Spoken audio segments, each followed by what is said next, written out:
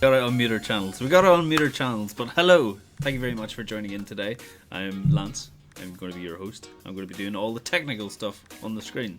Yep. Joined by John, the history guru. I'm the chat man. Yeah. I'm the face. You're the talk. I'm the chat man. And if you listen in the background, we have a mysterious companion as well. I like that, companion. Companion. Yeah. So I am here. I am Ben, and I am here, watching over you. So in this hobby hangout, we're going to be trying to do this every week. John, come on a wee bit here. Yeah, I'll scooch over a little, shall I? No, actually, we need to go that way. Fine, okay. Sorry, we're a bit there. That's better.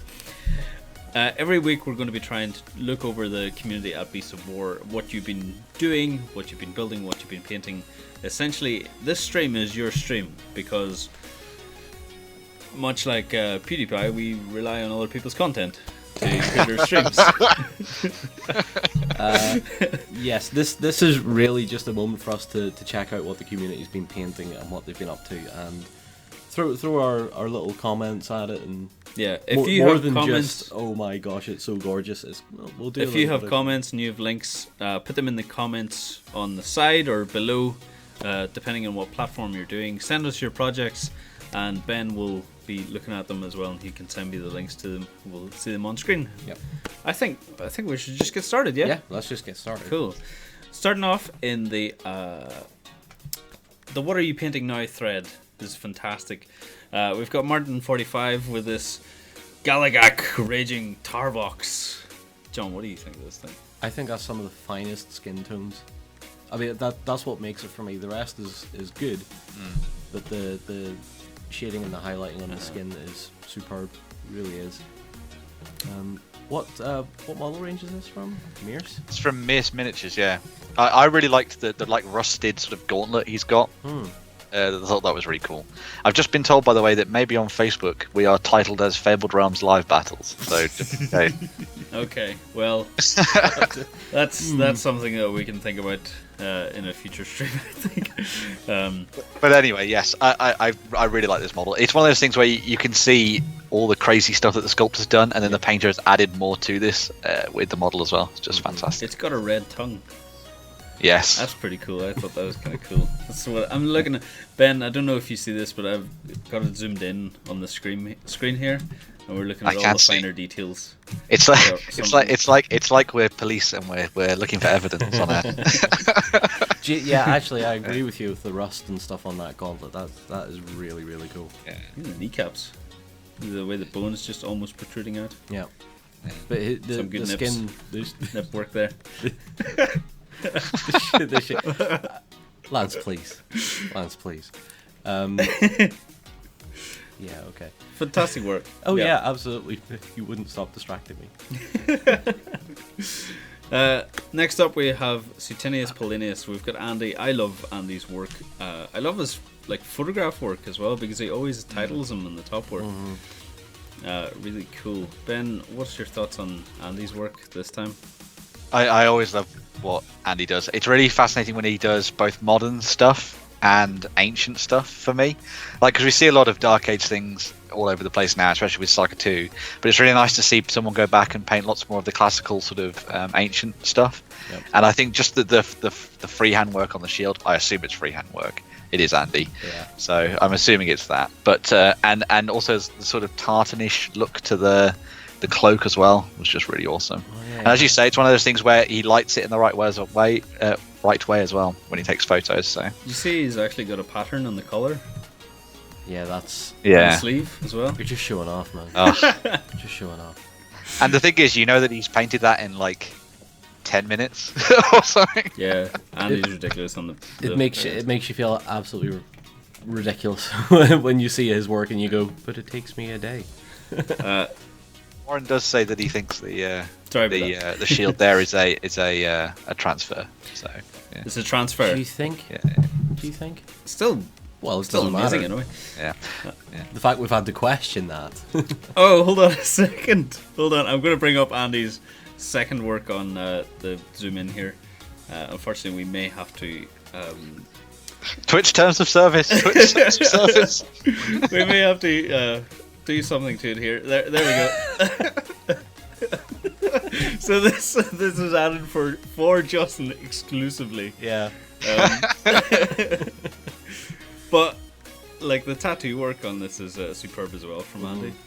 I like how he's got like this fantastic mustache. If Warren was in here, he'd be talking about certain porn star, wouldn't he? He'd be talking about the magnificent mustache. Yeah.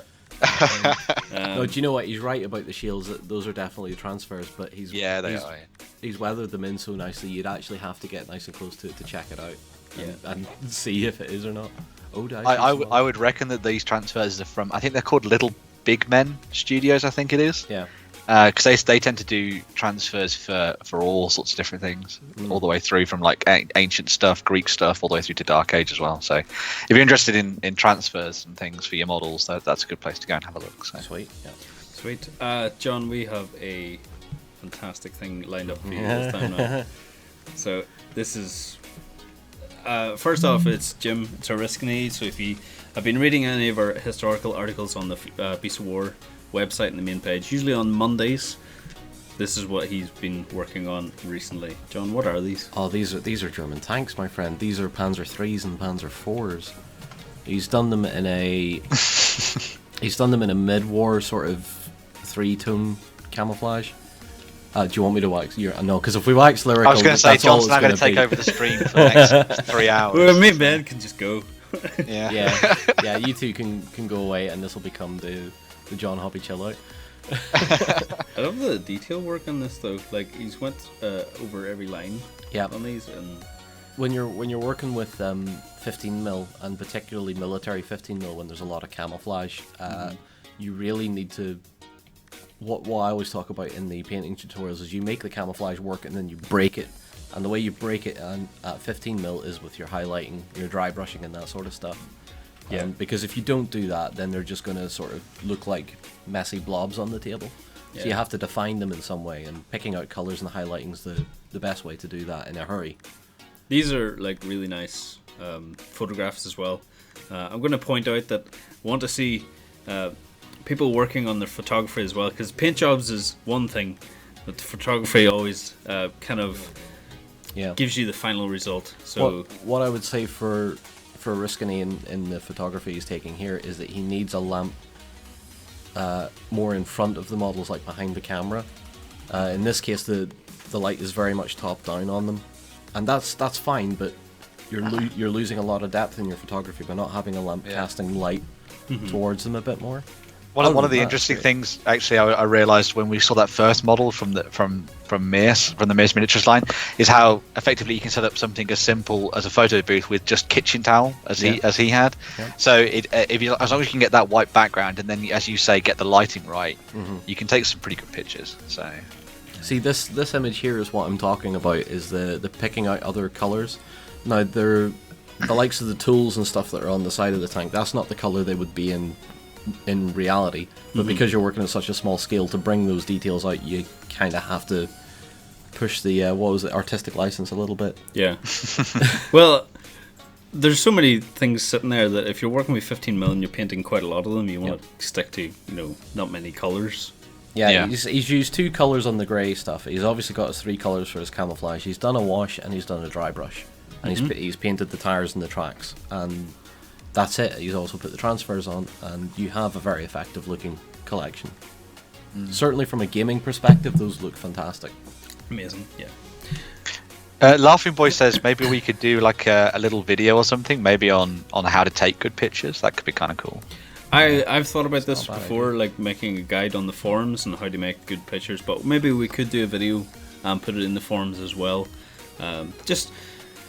I think we could work on it with how to take pictures with your phone, how to take pictures with like a DSLR, like a standard sort of low to mid-range DSLR, so it's easily accessible. Because right now, like phones I can take on this are pretty much standard.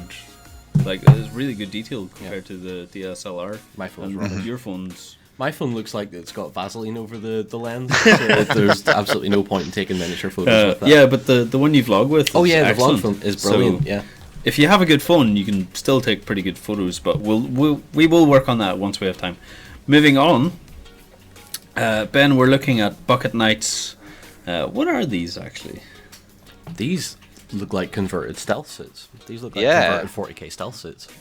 In fact, that's Yeah. exactly what they are.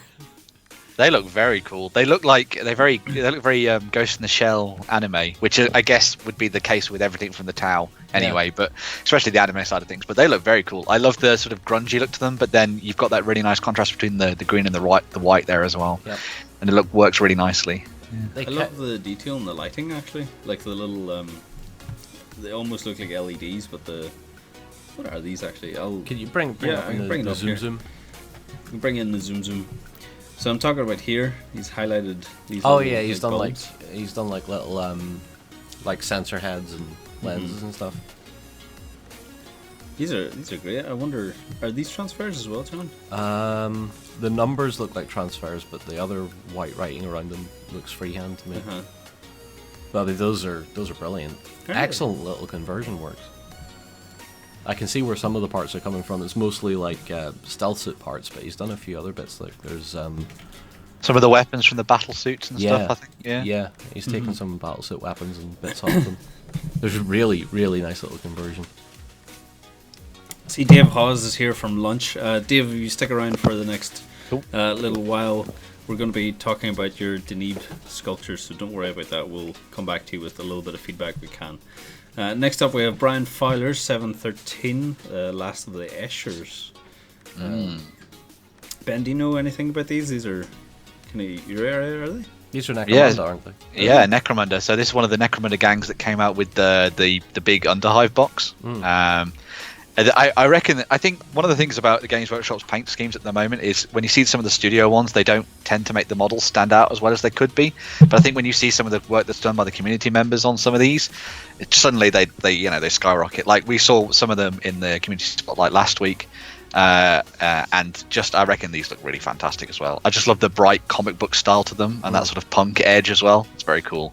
And even though there's a lot of red going on, I think it's been accented nicely with some good spot colors as well, which I thought was really cool. Yep. So, yeah.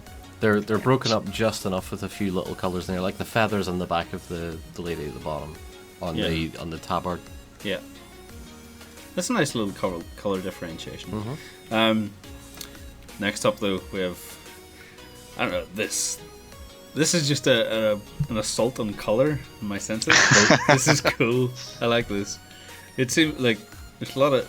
It looks like it's covered in flock, as in like the flowers and stuff. But it's just with so much color that's going around the flags stuff. That's really cool. You can see that all these older armies, like it says on the top of the post there, 1805. Like this is when armies needed to really show themselves up. Yeah.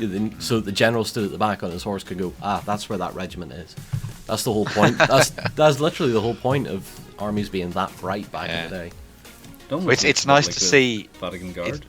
Yeah, it's nice to see pageantry. That's one of the big things that I think really draws people to this kind of era of history and Napoleonics and stuff like that. Is just seeing massive big blocks of bright color, people dressed in immaculate uniforms and stuff going to war. Yeah. I mean, because there's always there's always room for the grim, muddy, bloody, covered soldiers and stuff. But it's always nice to see like the French marching out and stuff like that. Yeah. With all the tricolor going in the background and stuff as well. Yeah.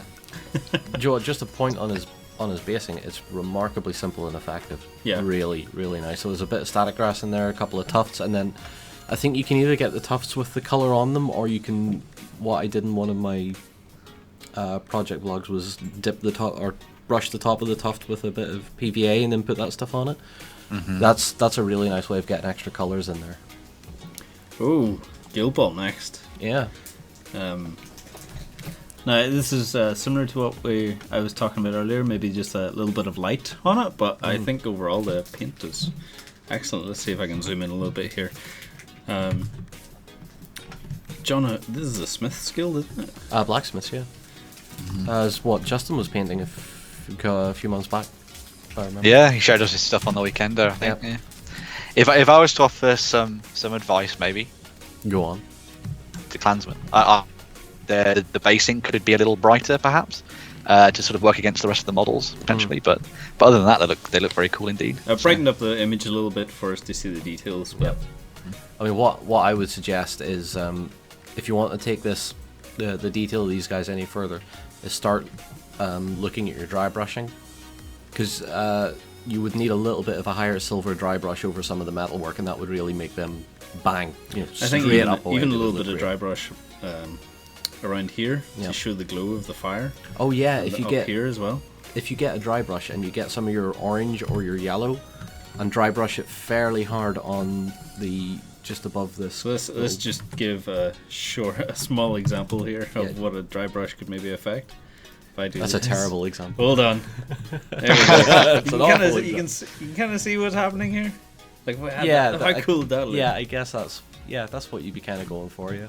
A little bit of source lighting up onto the logo. But yeah, that would be where I would take your painting next if you wanted to, is get a bit of dry brushing, particularly onto the metals. I wouldn't worry so much about the basing. I think if you dry brush the metals on them, they'll really stand out. It's a blacksmith skill, so blacksmith basing is pretty much coal and dirt anyway. Make them stand on coal and rubbish. True, that's true. I just think sometimes it's nice to have a base that's like almost an opposite to the model in a way. So if you've got like a dark coloured model, you have a light base, and the opposite way around. But it's personal preference, as with anything with these, isn't it? So yeah. So, yeah. Next up, Ben, we have the Waxer. Sorry, I say the Waxer. Waxer's 13 pieces of terrain that he made for his Venezian jungle illustrator. Venusian. Yeah. Wow. Yeah, those these are very cool, aren't they? Now, I know we're pausing sometimes to look at these, and I think most of the time we're gobsmacked and waiting for someone to talk about.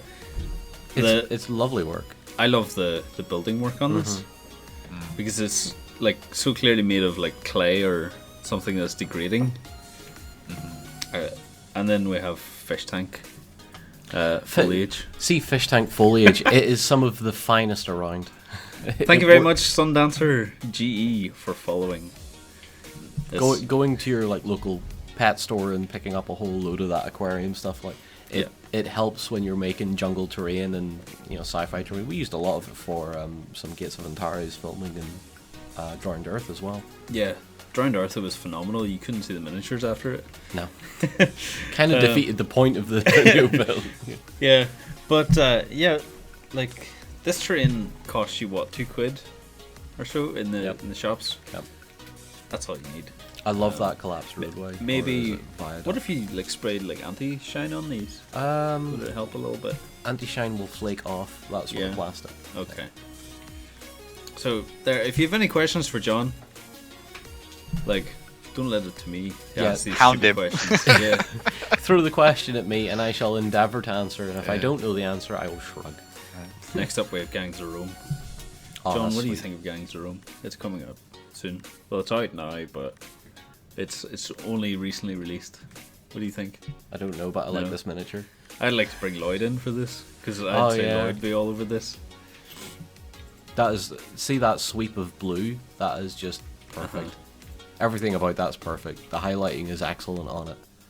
And then counterpunch with a little bit of the green. It's nice to see Romans in something that isn't just red as well. Like one of the typical things you see with Romans is just, bright red and dark reds and stuff. Yeah. So it's very nice to see them in some different colours. Because they would have had access to these kind of things as well. Because, the Roman Empire stretched for, thousands of miles and stuff. So, different countries. I like the background. Very cool indeed. Yeah, his background's good. Yeah. See, I'd reckon that's probably maybe that's some of the terrain from like Sarissa or something that they've used to backfill it. Yeah. That's very cool. I will say though, that is how you take good photography of models. Yeah. Because you can see that the shadow is behind the subject. It's not overpowering either, so you might have one lamp that's sort of high up but still towards the front. I think that's almost perfect lighting for that. Tauros has been working on some goblins recently. What are these ones for? I'm not really sure, to be honest, but let's bring it in to Photoshop and we can zoom in a little bit on them. I'll bring up the brightness too on them. He's been working on quite a lot of like rank and file models recently. Yeah. So every time I see him post, he's always working on like tons and tons of models. Yep. See, I don't know how he has the patience for it, to be honest. The key to painting rank and file is what Taurus is doing is basically picking 3-4 colours and just rolling with it. And if you keep those 3 or 4 colors consistent, your rank and file actually looks like it's bigger than it really is, because it's just a mass of color with the odd little bit in through it. Interesting. Yeah. Yeah, even the basing's pretty good as well, because it's just it's very simple. It does the job. Yeah. But you got to be careful with smaller scale miniatures as well, like that, when it comes to basing. Yeah. Because you can just lose the model sometimes. I've seen some fantasy armies that were done back during the War Master days, where they just used the larger flock from the 28mm miniatures, and it just swamps the the models, and it looks like they're walking through a jungle or something. I mean, if that's the effect you're going for, why not? On basing like that, on small scale, you need the finest, like literally the finest grade sand you can get. Like, we have really good kiln dried sand in the studio, Yeah. which works for nearly any scale. You can buy that for like primary school stuff, isn't it? Yeah, but a lot of the flocks and stuff on the market are really tooled towards 28mm and up. So the problem is when you go to like 15mm or even 6mm, it actually looks like they're walking through a quarry. And you're playing Napoleonics and going, hang on a minute. So here we have a special case of Warworks DK. He was stuck in a hole for a while, and he got out his painting brush. He got some motivation to paint this. This is a 40k orc, isn't it? No, fantasy. Warhammer Orc. Warhammer orc, yeah. Old Warhammer. An old Hammer Orc. Old Hammer, I've just seen that on the post, yeah. Yeah. For coming out of the slump and painting that well, I think is something to be proud of. I love his chainmail. Do you want to know why I love his chainmail? Is it because it's rusting? Yeah, it's not clean. It's not clean. It's not brand new and clean. It actually looks like it's a couple of years old and it's not been very well cared for. So his color choice is absolutely spot on. And I love the woodwork on the handle of the axe. Yeah, that's sort of drawn me straight away with the woodwork. Yeah. I think it's really cool. I like it. Even the bronze on the chain as well. He's even gone to that detail. I don't know if I would throw any criticism or not on that. I would just say keep doing what you're doing. You'll learn as you go along with that. I think for getting out of a slump, oh, absolutely, perfect. Yep. It's great start. Have you seen these though? No. Ben, have you seen the race cars from Tony Sylvie? I'd seen some of his past work that he did towards the end of last year, but it's really cool to see him actually doing more of these and building up this collection. But these are superb. John, have you cut the name of this thing? Yeah. What is there a name for it? It's the Purple Penetrator.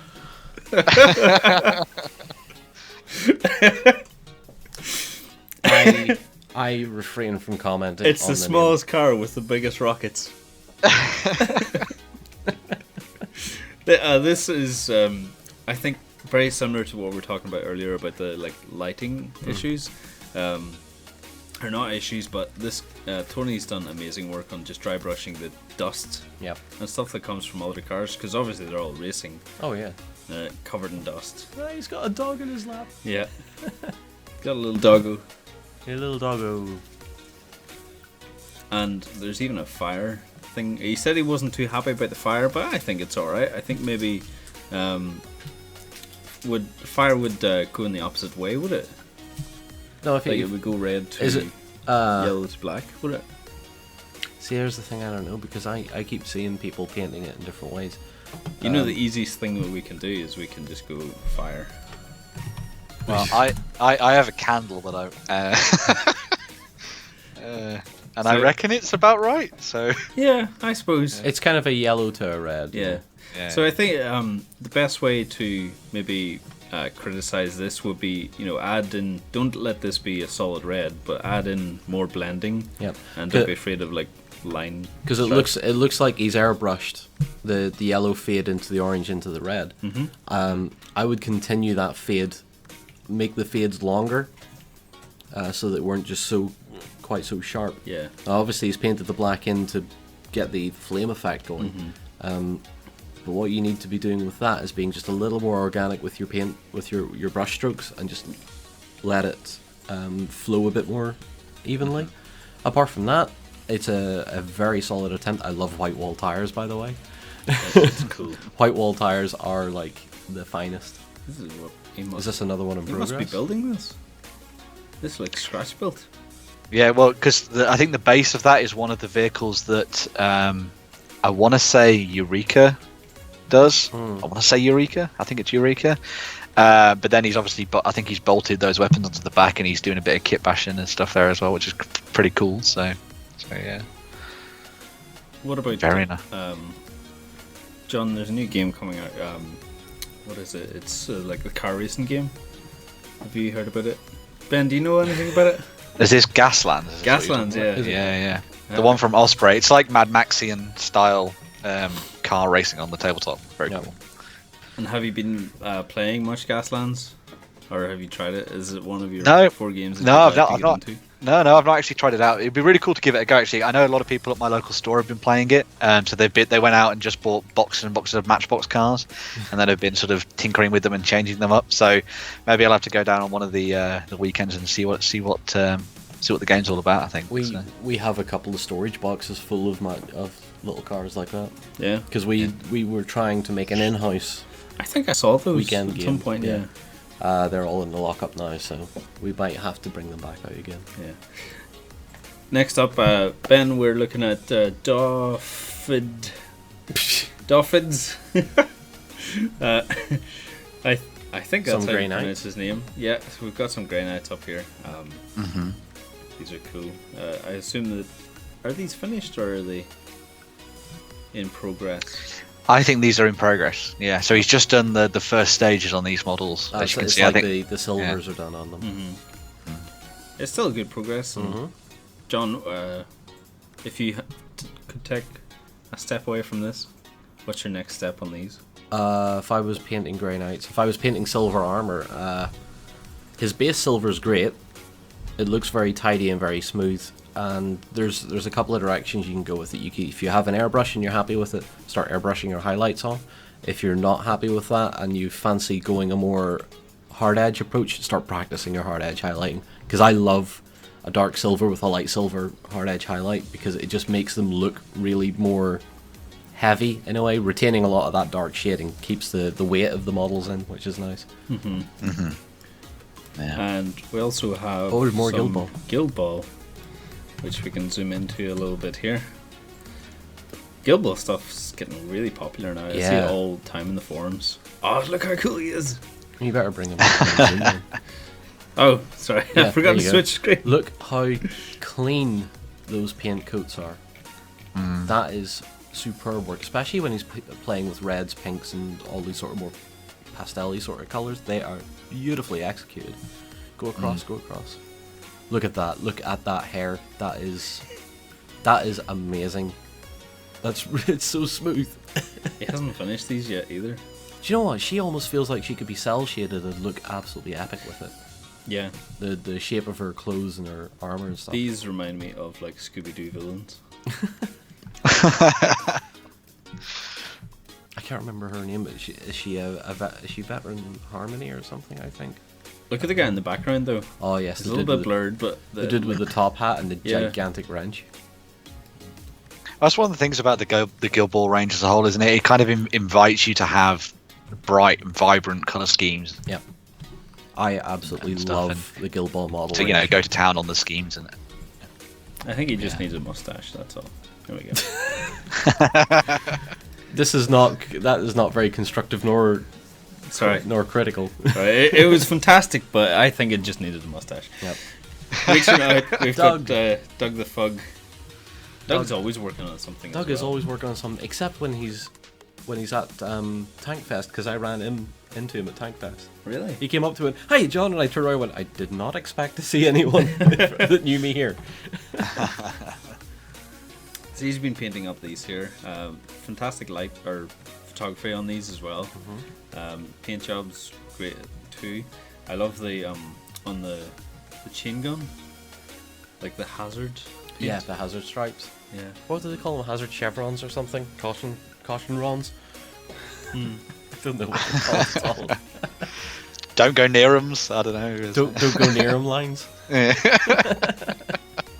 Love the basing on these though, because even with a little bit of shine, it just looks like he was like spitting drool all over his base. Yeah, there's just stuff dripping off from everywhere. That's exactly what Nurgle should be. Doug, what I would say to you, dude, is if you want to try using some inks, like thin inks, if you can give your models a coat of gloss varnish and get in with some like dark brown ink and just let it run into the recesses of the armor, just to add a touch of definition, because your greens and your gooiness is all great. You just need that little touch of definition to it, and that'll really make them pop, I think. Because your paint job is great up to that point. I think what I would also talk about is the highlighting on just these spears. Maybe just a little bit more highlight. Oh, sorry. Press the wrong button. Yeah. So just here, Yeah. I would because this part here is very rusted, and it's obviously bronze, but I think these here look as if they're like on a different part of the model. They're a not bit too clean. Yeah, but I think they could just do with a little bit more rust or even blood. Yeah, or something, I'd say a if little it- bit of your whatever wash you're using on the green, chuck that over the spear a bit, and then maybe give it a little highlight of a silver as well. Yeah. Other than that, they're like They are disgusting, because that's exactly what they're supposed to be. I always find Nurgle Very very, well very executed. difficult. Very noglified, yeah. Yeah. Because So- Nurgle, I feel like you could just like throw a clot of blood down and you call them mini finished. You could one paint Basic- scheme, I think. Basically, what you need to do is cover them in that. What's that stuff they put in the little test circle things? The little culture Yeah. things. You need to coat them in that and then sneeze on it.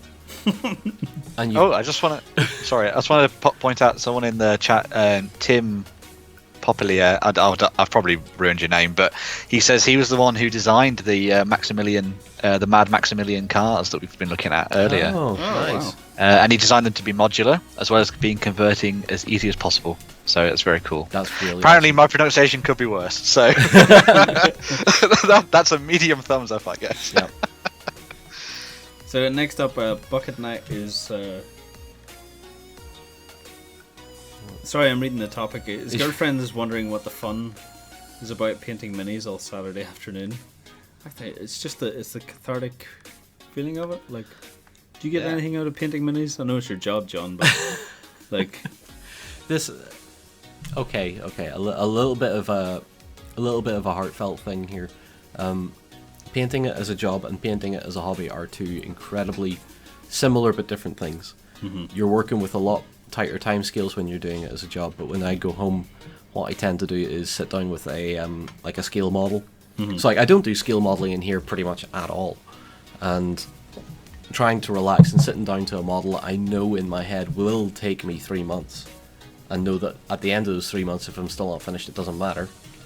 That's where the cathartic part comes in, Yeah. because it just chills me out. I can just play at my own pace.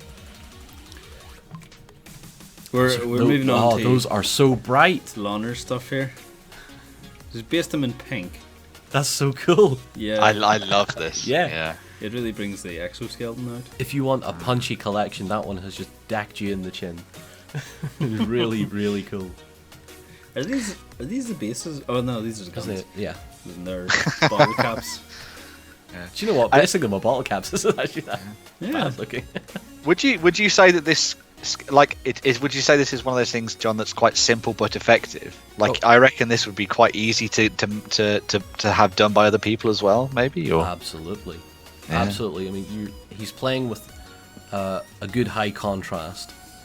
Like, but he's doing the pink to get the contrast, and then he's bringing it all back in with like the bone color and the red color, and it just looks like he's picked a color, then picked an ink that shades that color, and then just went with it. And I think that's very easy to follow and very interesting.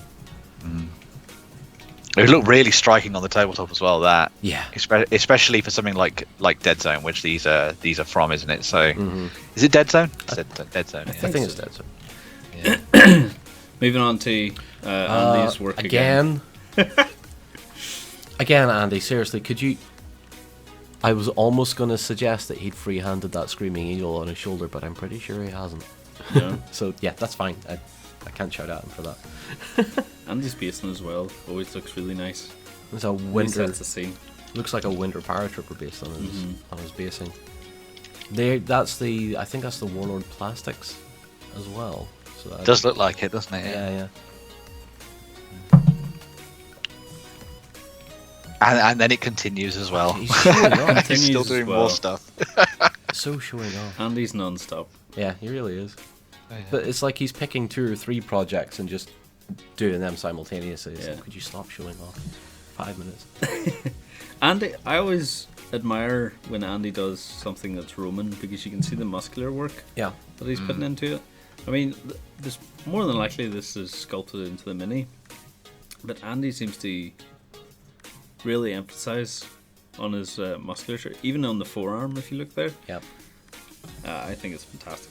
I think Andy's painting style really shows when he does stuff like that, the further back historical stuff, because like you say, he gets the skin tones, he gets to play with the skin tones, and his highlighting comes out a lot more than it does when he's painting World War II stuff, for example. Lot love for Andy in the comments there. Andy is my course. hero. Andy is my painting god.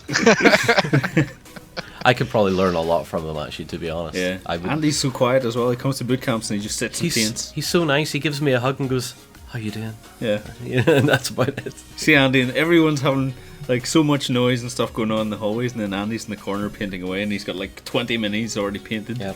Like, Andy, stop. Go, stop painting. Next day, I believe this guy's name is David now that I look at it. Yeah. Yeah. He's got some custodies that he's working on. Mm-hmm. The golds. Oh, look at the. Yeah. No. Go scroll See the down. blues? Look at that. That is how you do the Grey Knights, my friends. That is how you do the Grey Knights. That blue in there, and then when you start highlighting that back up to silver, that is going to look absolutely great. You see, I think it works well for them as well, because one of the big things about the Grey Knights is they've got this psycho ability, haven't they, all of them and stuff, and so having that like crackle blue to everything, I think it adds a little bit to that mysticism of them and sort of that eldritch look as well. So if that contrasts really nicely with the way if he finishes off those weapons in a slightly different scheme as well, I think that's going to look amazing. So These are obviously like a further on post from the ones we seen earlier when he just got the Yeah. silvers down. So that's probably what. Yeah, because here He's- comes the he's guild done ball Guild as well. Ball stuff. So there's not much we can say about these. Like there Look hasn't at the much snake, changed, but though. look, He's added there's a rip good amount of in the blood in snake. there, and there's the tiniest bit of gloss to it. Mm-hmm. Dude. Should I add a mustache to him as well? No. No. Okay. Even he's all really cool. Very impressed by these. There's tons. Calidor is up next as well with painting the giant. I saw this like a couple days ago whenever this came out, and I couldn't help but just keep staring at the trousers, because this is pretty much the exact way that I would paint cloth. Whereas I would paint it in, I would base it, do a little bit of shading, and then I would just keep building up the highlights. And I think that's what he's done as well, but he's done it with everything. Yeah, and that gives you a very striking model. I think the work on the muscles emphasizes the idea that he's like winding up that back fist to sort of smash into the ground or something. The same thing. It's very cool. Yeah, That's crazy work. It's very 80s, isn't it, though? It is, isn't it? It looks like he's wearing a pair of jeans. Just coming out of a mosh pit. But you could say this guy might be a post-apocalyptic character and say they are jeans. Maybe. he's been infected by rats. Yeah. So. Yeah. He's showing us his face as well. I love the expression he has in his face. It's almost a very Rocky Balboa. It's angry yet confused, just like Mr. Stone. Yeah. Could you see this, John? Though? Yeah, and I want to show you this with the precursor that this isn't it completely finished. Yeah. So Martin Laughing Boy has been painting up this, but he also made a 3D print of this. Oh wow! So he's made it. Give it a little plinth. Oh, Lloyd couldn't be here now. Stone Age wash jeans from Duck. Yes, yes, mate. That's exactly right. Oh, that base is lovely. What I love about this base though is the cracking on like down below. Cause I don't know, like it's not smooth. That's I love the whole print of it. You like because texture. Yeah. Laughing But Boy says don't zoom in. We need to zoom in. Okay, hold on. Focus. Zoom in and then give it a mustache. Intense. Look at that. Oh. Oh. It's like the Superman textures they had in the old Superman movie. Do you know what though? That old For a 3D print though, that looks awesome. that old Dark Angel model is still really cool. Mm-hmm. It really is. It looks lovely. Really fits in. Mm-hmm. And even like you say, don't zoom in. I think even with the little bit of mold lines, I think it looks fantastic. Your paint jobs require distance. I disagree with you, dude, because that Dark Angel is actually pretty sweet. Mm-hmm. It's the subtle highlighting around the armor plating that gets me. That's the kind of stuff that I still need to perfect, I think. Because I can do it on like a wider scale on larger pieces of clothing, but around the edges of like armor and stuff is always harder for me. But yeah, It's so punchy. Yeah. That's what I like about it. Next up, we're back to Lawner's Dead Zone Plague. Mm-hmm. And I think he's added just a little bit of like dry brushing around the exoskeleton. Yeah, and that's really starting to bring it together now. That's really nice. But they're so creepy. I remember looking at one of these in the office and it's just like, I don't like this. Does it just make you uncomfortable? Yeah. Yeah. Maybe we should paint them all like coated in blood and gore and goo and stuff, and make you feel even worse. Yeah. Yeah. Reminds me of Tim Roth from the Hulk movie.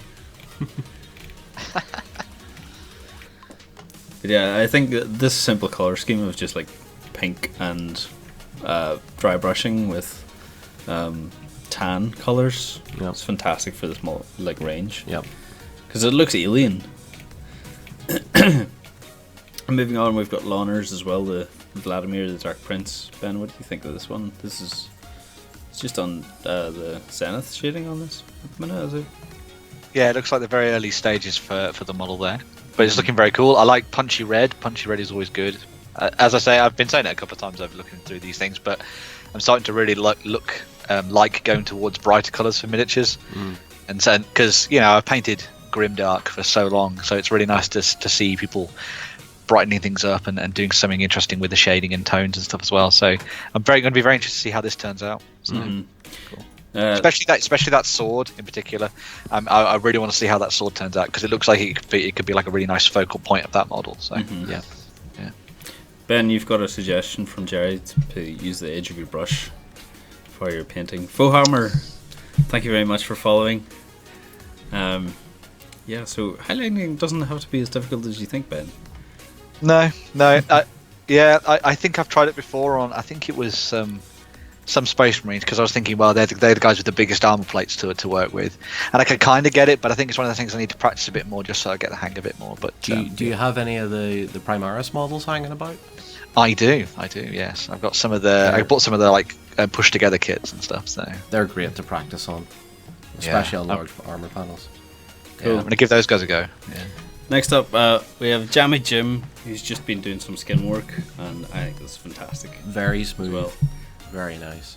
You're gonna, well, clearly your brushwork is fantastic because there's barely any skin any color mistakes. onto any of the armor. So, I mean, I can't tell you anything. One of the things I've noticed in his post there as well is he says he wants to do some sort of Maori style tattoo work. So that's going to be very interesting. Isn't the- seeing how that comes across. Forgive my ignorance, but the Maori style is it the dot tattoo style? It's like the stuff from New Zealand.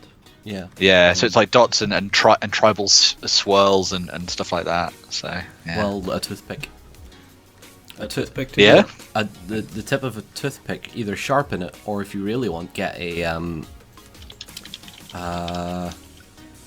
pin.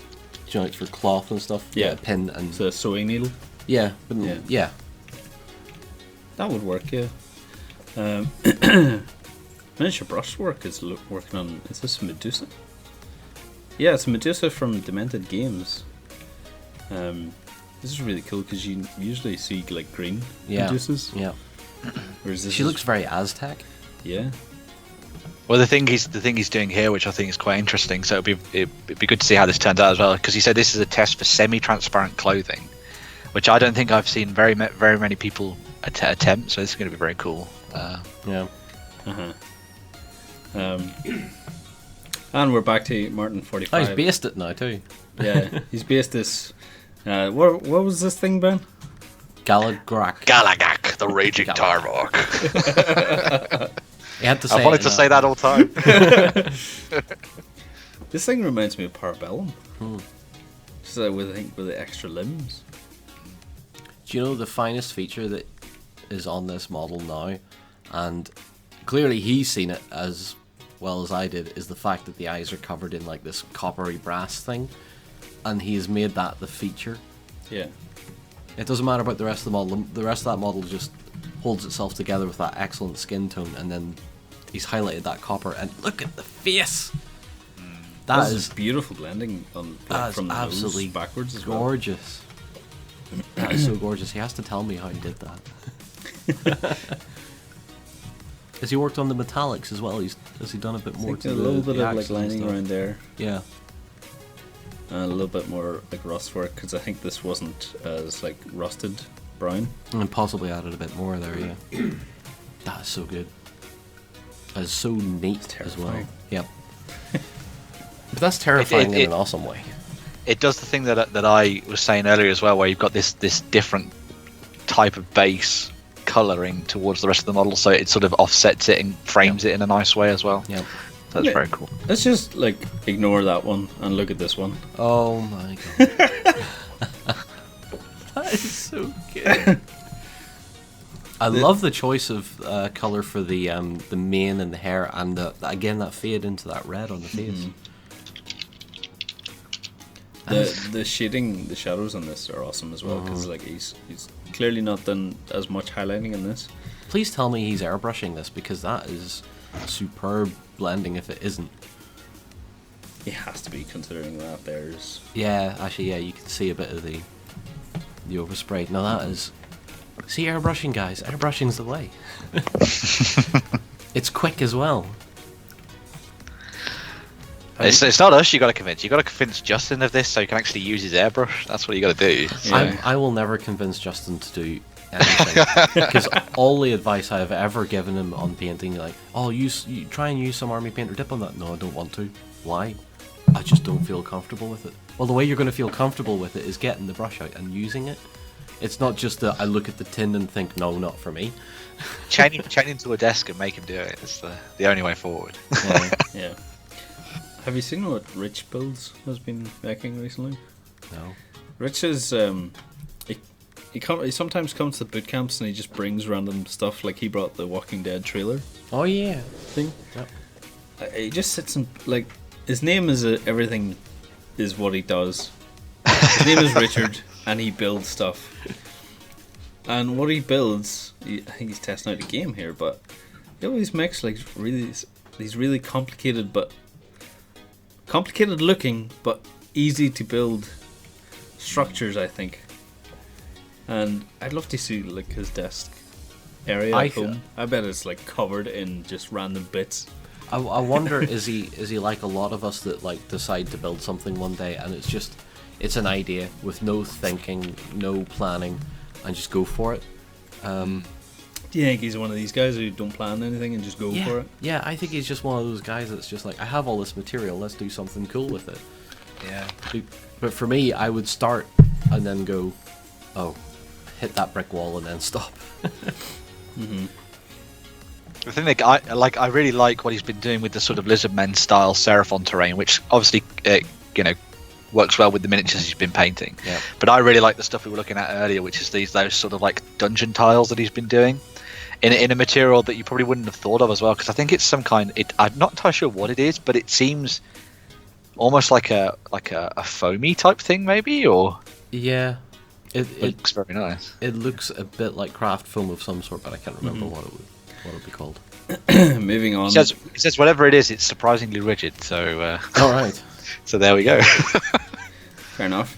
Moving on though, we have Reki, who's just been finishing off the Necromunda. Are these?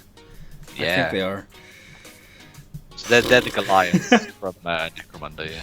The blending on these are excellent. Everything about this just screams highly experienced professional painter.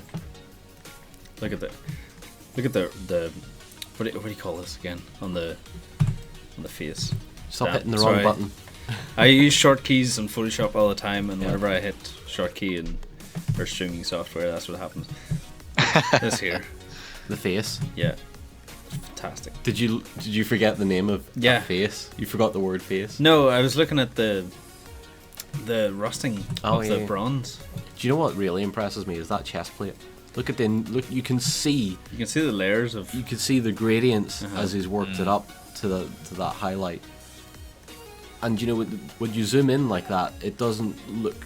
It looks impressive from a skill point of view, but then when you look away from it, and that gradient is so smooth that your eye just picks it up as one continuous fade. It is. Are you noticing what I'm seeing here, John? Oh, stop it. How the blood or the liquid is horizontal to how he's standing. Isn't it amazing that when you Nice little details. Yeah. isn't it amazing when you add a little bit of white paint to something, it immediately looks like it's glass, and it doesn't take a lot of effort to do that. And look at the metalwork around it. That's perfect because that's going from this very smooth texture of glass to this very rough texture of old metal, and that transition emphasizes the glass even more. Yeah.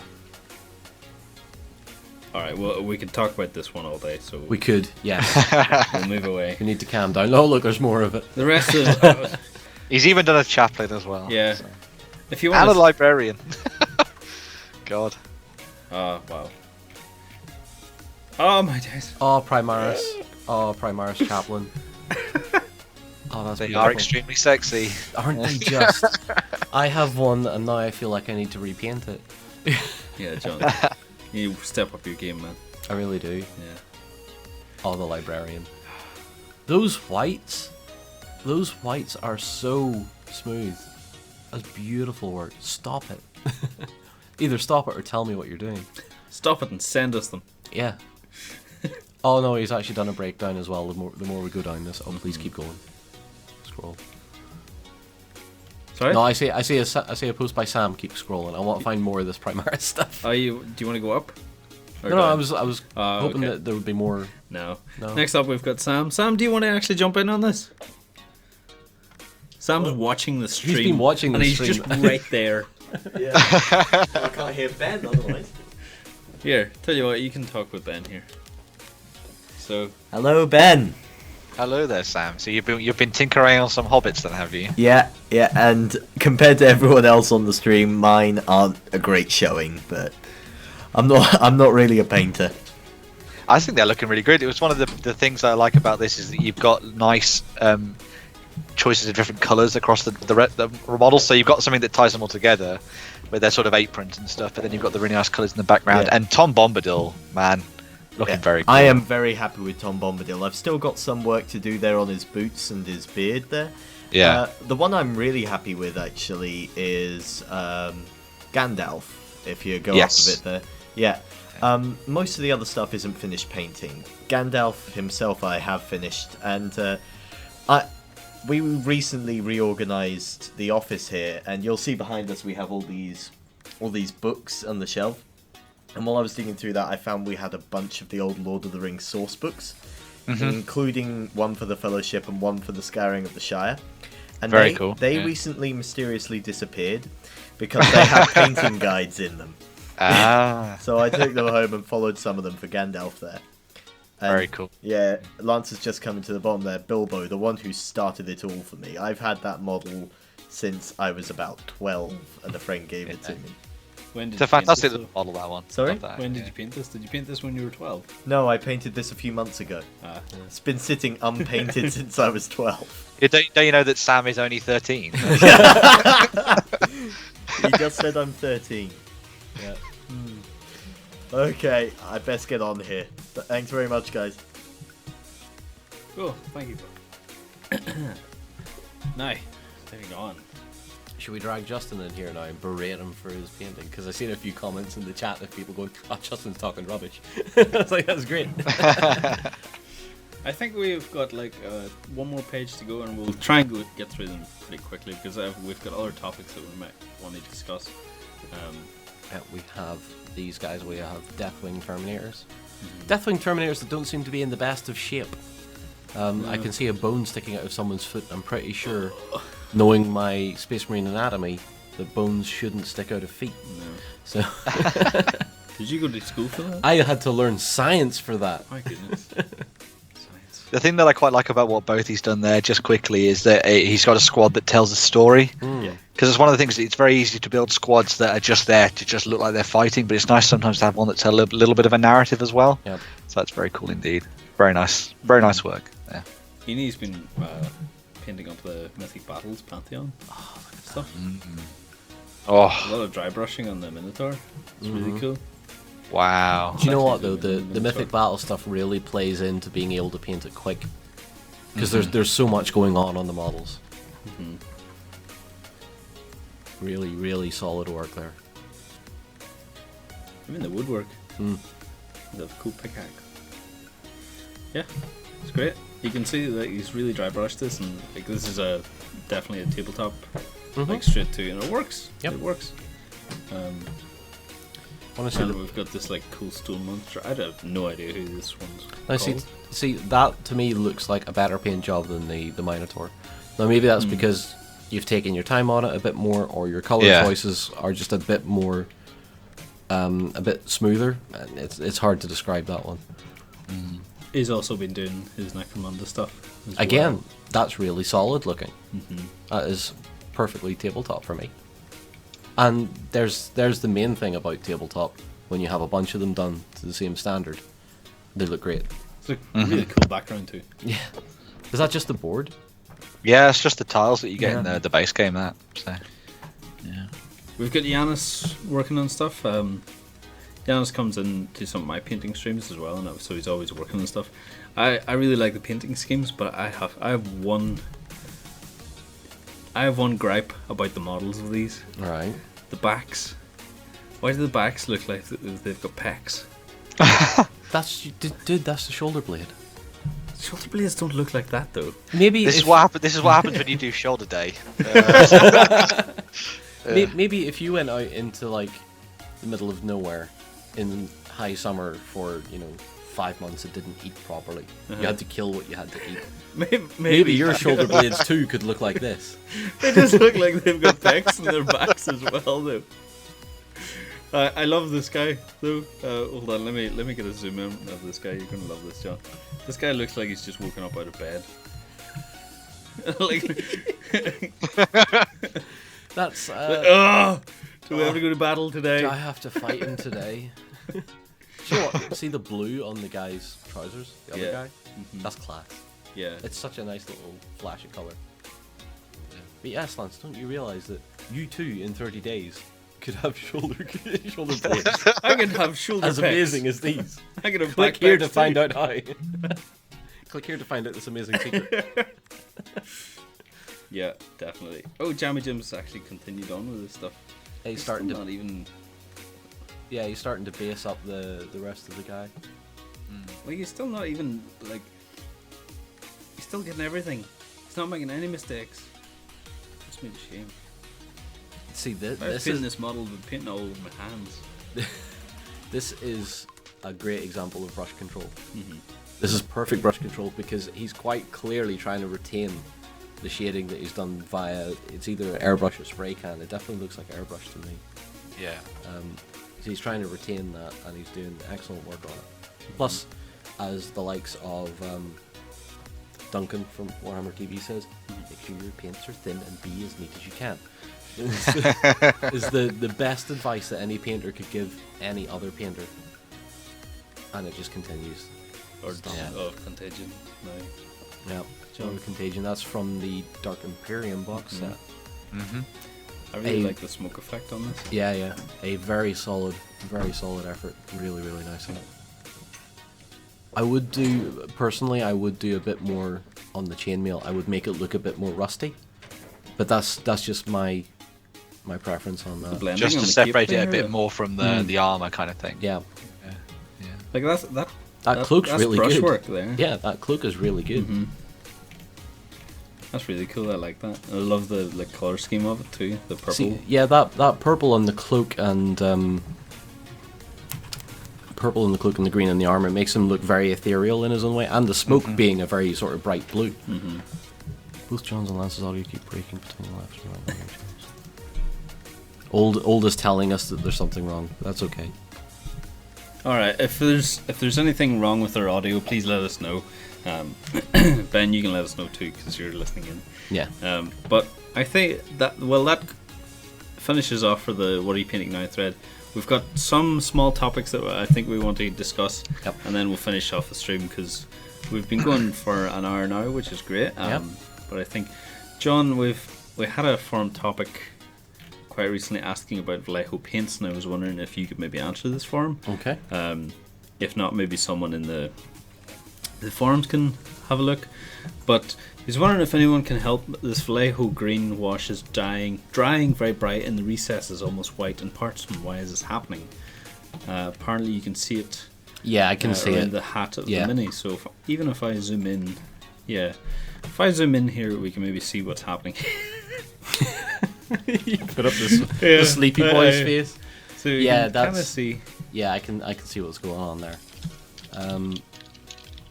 Now, unless someone has replied something differently in the topic itself, let's see what are other people saying here. Springs to mind is temperature of the paint. No, I wouldn't agree with that. I didn't put it through my airbrush. That's cool. Something similar. That's Tim in there as well. A lot of people saying separation issues, maybe. Yeah, Yeah. that's what I was thinking. That maybe just to shake the pot. a It bit would- more it so would the be- pigment If it's an old bottle, like if he's had it for a few years and it's been sat doing nothing, there probably will be a bit of sludge in the bottom of the bottle. Vallejo stuff does tend to separate over time. I didn't know the washes did it, because I thought the washes were essentially an ink. But unless it's a paint wash or something, yeah, they will separate over time. And what I would tend to do if something's getting a bit too thick, like the washes or stuff like that, is get a few drops of window cleaner, preferably one that isn't coloured itself, so something like Windowline or maybe some of the Mr. Sheen range or something like that. Just 2 or 3 drops of that into the bottle and shake it for a good couple of minutes. That doesn't damage the paint or anything, No. does it? No, generally not with Vallejo stuff. You can thin that with practically anything, and Okay. it should work all right.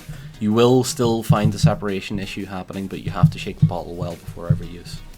So Could that be fixed with like putting glass ball bearings inside the bottle as well to help it mix? it couldn't hurt, but again, if he's using a wash, then it shouldn't really be doing it that much. I noticed that a couple of my Citadel washes have done that, and it really was just a case of shaking and thinning a little bit. Tim does say in the chat that he thinks a lot of these prime color washes from Vallejo are very bright in of themselves anyway, so you may want to go for a different one potentially.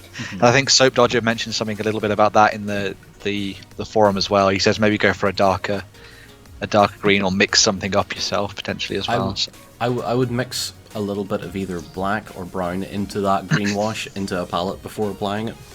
That way you know you're looking at the wash itself and doesn't look like it's separating if you let it sit on the palette for a couple of minutes. Ben, we're going to move on a different topic now. It's what are you printing now? I wanted to highlight that Whelan's terrain houses that he got for Lord of the Rings Battle Company, but he's been using it in... Has he been using it in Lord of the Rings? I'm not sure. Yeah, he's using it to yeah. play scenarios for the Lord of the Rings Battle Company's games. That's pretty cool. But like for 3D prints, these are amazing. I think the paint jobs, they're quick paint jobs, but I think they could do a little bit of like weathering effects on them. But for like 3D printing, is this thing printed? Looks like it. Can I zoom in a wee bit on that? Is this printed or is this a? No, it looks to be printed. Like, I think the 3D printing form is a little bit underused, and if we can get more people like showing off their 3D prints and what they've been using with them, I think it's all well and good showing, oh look what I printed. Unless you put it on the tabletop and see people actually playing with it, you get the actual result of it, and you can see what. Laughing Martin's done Boys as with well. his base, yeah. Ben, have you any thoughts? Have you worked with like printed terrain before, or? You know, I've never actually picked up anything that's been 3D printed or done it myself, but considering what people have done, like I know Gianna has been doing some amazing stuff with her 3D printer at home, printing up some terrain pieces and stuff. So it's something that's very viable nowadays, and I'm fairly sure that the place that Wayland mentions there, Printable Scenery, do a really good range of stuff as well. So there's plenty of options. I mean, I know Fat Dragon are doing their own types of things as well now when it comes to 3D printing. And then as long as you get like a good base layer of paints onto it, and then make sure that you know, weather it up and do a little work with washes and stuff, then it means that the buildings are going to stand out, even if you maybe have a slightly worse print or something as well. So yeah, it's definitely the way forward, I think, for a lot of terrain pieces that people are doing, especially smaller incidental pieces maybe.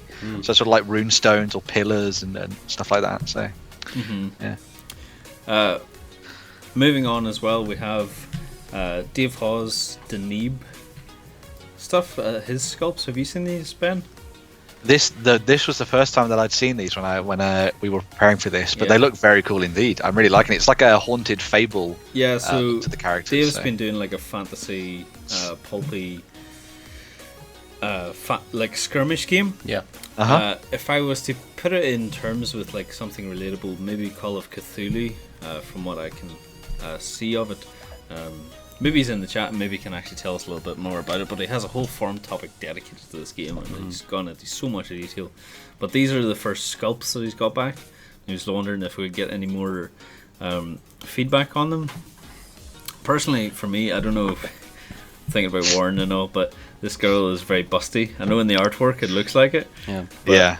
The thing with a lot of female sculpts, and there's a few sculptors you can see get it a little bit wrong or overemphasize certain things, is that corsets, unless it's got what are they called? There's a particular girdle or something like that that gives you that particular shape. But most of the time, a corset really is almost a single piece that goes down. It doesn't have that particular undercut under the bust on the model. So it's something to consider. It depends how much you want to emphasize certain aspects of the model.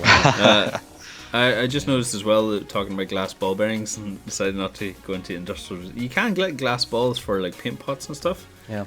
Because if you use metal in your paints, metal can destroy the paint. Yep. And unless they're stainless steel. Yeah. This dude's though. Yeah, but otherwise, I'm actually quite liking what he's been doing with these. As you say, the Axeman looks great as well. I think it's one of those things where you've gone for an exaggerated sort of fantasy style, which is cool. Yeah. Personally, my own sort of preference on this would be to maybe tone down the busts potentially on the women, but otherwise, I think they look really good. So, especially when you look at the rest of the models themselves. I think someone mentioned as well that the jawline on this girl is a little bit too masculine. Yeah. I don't know if I would agree. It might just be the angle that we're looking at, but I think they look fantastic as well. I would actually maybe say that the tree maybe to be a bit thicker to cover the base a little bit more. As Tim says, the Axeman also has quite the cleavage. He does. Well, maybe that's... He didn't miss shoulder day. No. Well, can we turn him around and see if he's got backpacks? Yeah. What Dave's working on in the Deneb stuff was absolutely there's so much lore behind it that I haven't read all of it, but I've read brief synopsis of it. That he's definitely in the progress of making something quite big. Yeah. And with a lot of potential. He's just doing it in his spare time as well. But next up, John, you're gonna like this. You ready for this? Yes. It's the Gross. Gross. I'm not even going to. Gross Deutschland. Gross Deutschland division. These are 1/72 scale models as well. You go back up. Oh wow. Oh man. Sorry, I've skipped ahead and I'm looking at all the infantry. I'm like, you have it, Ben. Stop it. The Stugs are fantastic. That is exactly what I like to see from an early. I believe is this early Russian campaign? Do you want to scroll back up again there, please, Lance?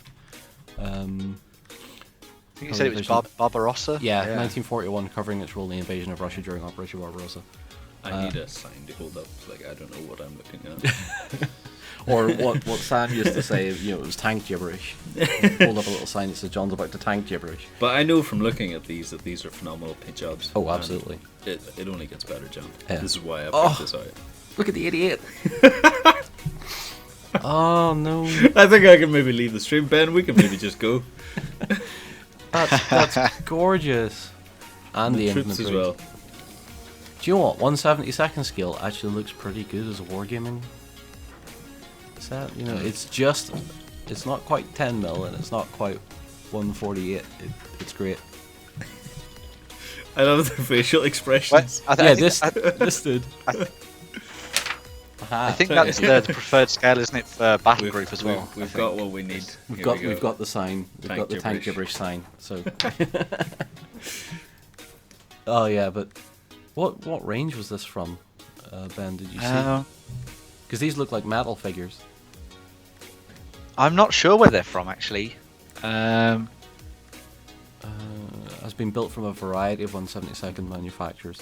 So Yeah. clearly the vehicles are probably. I can identify this. Scroll back up to the Stugs. Scroll back up to the Stugs. Yep. So that's a rubber band track. So that's probably an Airfix kit. It's either an Airfix kit or no, do you? No, it's probably Airfix or Zevda. Probably. So yeah, he's clearly using the likes of Airfix, Zevda. His infantry is probably some sort of metal company or possibly even Airfix. The guns are great. It's all great. The basing is fantastic. Although, yeah, he's doing it with MG teams and stuff on their own little bases and individual infantrymen. The amount of detail on those uniforms is great. It's just so There's good. so many of them. Yeah, it's just so good. Every sculpt of an army I ever see, it always has this one guy who's like really That's- belting it. That's what's called. There is a term for it. It's the soldier's crouch. Yeah. There's always when guys come under fire for whatever reason, there's always a tendency to hunch and run, and that seems to be what a lot of people like to model. Like this Very guy. cool. Yeah. Yeah, little binoculars as well. Yep. It feels like an army in Russia. It feels like the German army in Russia during Barbarossa. You know, it's all fantastic. Oh wait, is this more? Is that more? This is from Volley Fire Andy though. Oh, yeah, this is the same guy. Ah. Yep. There's more. I didn't even see these. Wow. That is so cool. Let me read the post. Go away, just let me read this. Yeah. Just let me read it. I'll be back later. Stairwell 1500 is a die cast. Oh. And repaint with a. Very nice. He's been mixing stuff up a bit. He's really going with a wide range of manufacturers. Mm-hmm. That half track is so good. Ben, while I've got while we're looking at the last topics, is there anything that anyone sent through in our social networks or anything that people want to show off? I don't think I've grabbed any links that I can forward on to you, but Just as a reminder we'll make sure to do that next time. Yeah. So Just as a reminder to anyone, if you want to see your project, come back with a bit of feedback from John. If you're a historical guy as well, John's your guy. Send it through. Put it in the comments. Put the links in there. Even come across to your forums as well. Oh my god, there's so many. if I've missed it as well, just nudge me in the chat and I'll put something up for you. So There we've got Jim's stuff that we've already seen, so we'll not look too much on it. For some of that being a repainted diecast, which is essentially a toy, it looks superb, especially once you get the weathering and stuff down on it. To answer Half Mile Duck, yes, this will be put up, I believe, in backstage as well to see.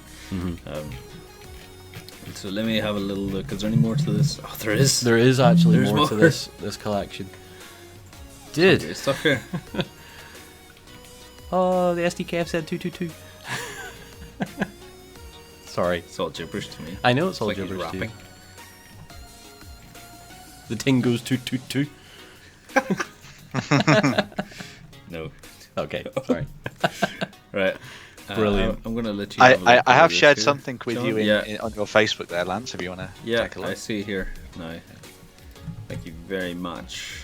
So we'll have a look This, at this is from Chris, Dr. Ether, so you may know from our Kingdom Death stuff. Huh? Oh, Ooh. Gene Stealer cult? Yeah, so he's been not only tinkering away on some Gene Stealers himself and painting them up, as you can see there, but he's also done some really cool stuff to sort of build on the world building as well, which I thought was really nice. So he says he's been doing a newsletter for his Necromunda campaign, which is very cool. Kind of reminds me of the stuff you used to see in the old, I think it was Town Crier that you would have got. Apparently, so those Gene Stealers that you see there are old stuff.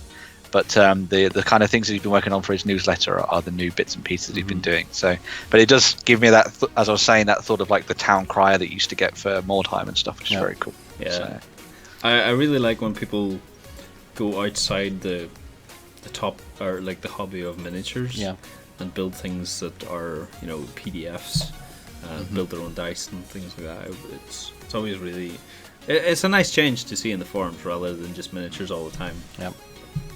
Well, it's that thing of building around a game that you're playing just to give it a bit more character as well, which I thought was really cool, really nice. So it's always it's what we used to do when we used to play Warhammer 40,000 campaigns. You'd have people writing up little bits of story that talked about their characters, and you'd have sort of action reports from the front and stuff like that. And it all adds to the experience, especially if you're doing something that's campaign based. So yeah, John, very nice indeed.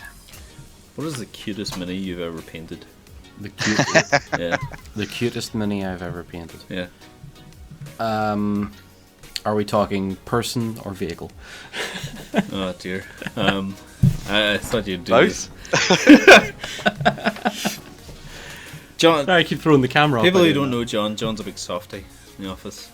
Does all these, like, puts on a hard exterior, but inside it's a nice soft nugget of sunshine. Thank you, John. I have no idea what you're talking about. You're clearly talking about someone else in this office.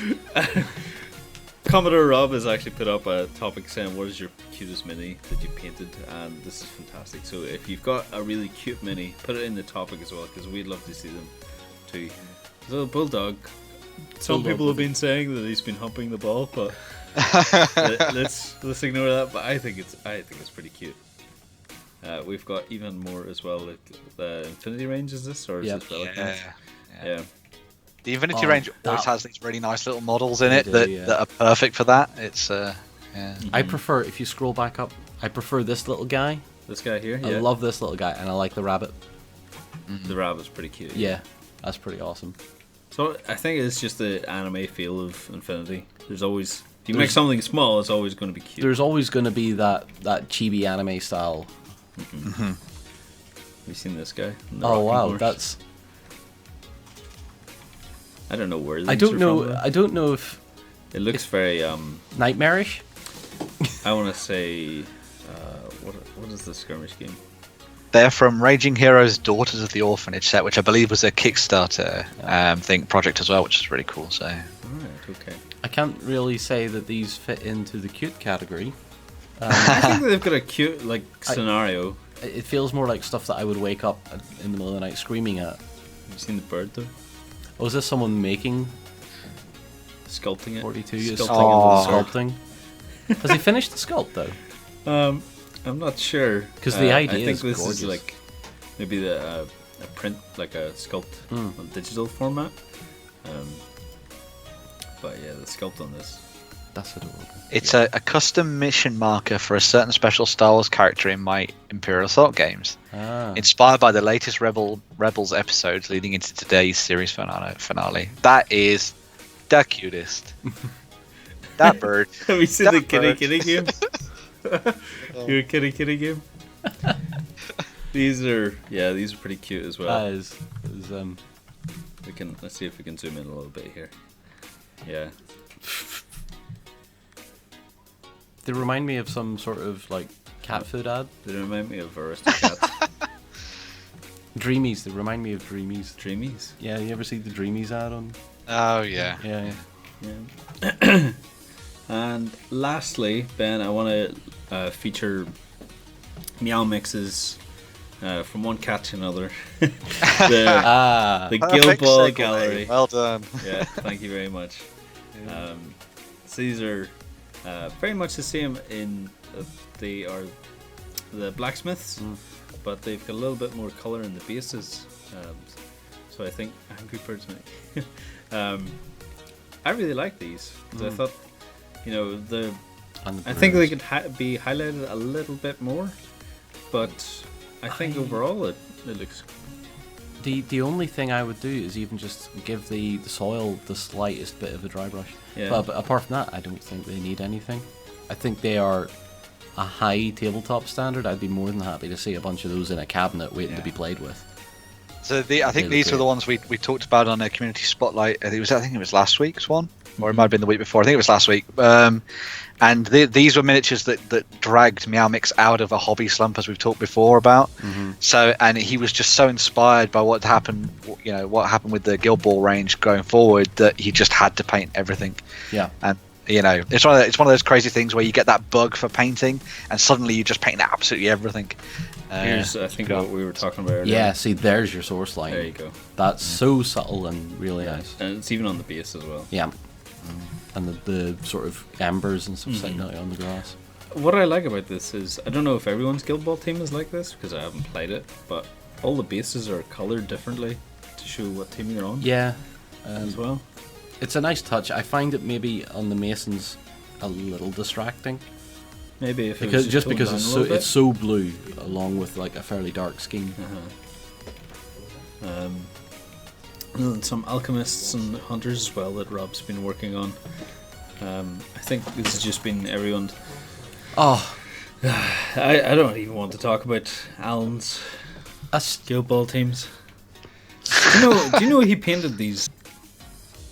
He painted those planks individually as well. Madman.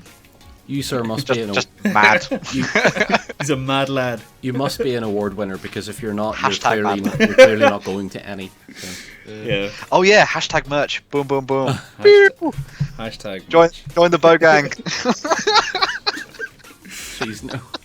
Yeah, the Guild Ball stuff, like Alan's on a different level, but overall this thread has been fantastic to look through. And salt. Oh, look at, go back up. Sorry, John. Sorry. The metal work on. See, I have her at home in my Guild Ball team, and she definitely don't look like that. Oh, that's such a cool miniature. Isn't it lovely? Oh, look at the stripe work on his trousers. The man's got class with his pinstripe trousers. Look at that. If I can, yeah. I'm too distracted. Having so much fun. He's even got all the playing cards as well, detailed. Is that a smiley face on his breeches? I think so. Is that not the Watchman? That's the Watchman blood drip. Oh, it is, yeah. Stop being so good at that. We'll just fix it for him. Here we go. Just... There we go. He's got a nice mustache now. I'm glad people think that we're being funny, because some people might come along and think, "What are you doing? What are you doing to Guild Ball?" Commodore Rob's still working on his stuff. And farmers. Yeah, farmers. What are these guys? These are fishermen. No, butchers. Butchers. Yeah. Look at that base. That's cool for the engineers. I think that was it as well. Yeah, to finish up with the blacksmiths. That's pretty much all for the hobby hangout this week. Yep. If you liked it, please let us know in the comments below, and come over to the Beast of War community as well. On the forums, you can create your own topic, show your stuff off, and me, John, and Ben will talk about it all. And not, draw not too many mustaches on tank it. stuff, because we'll never end the stream.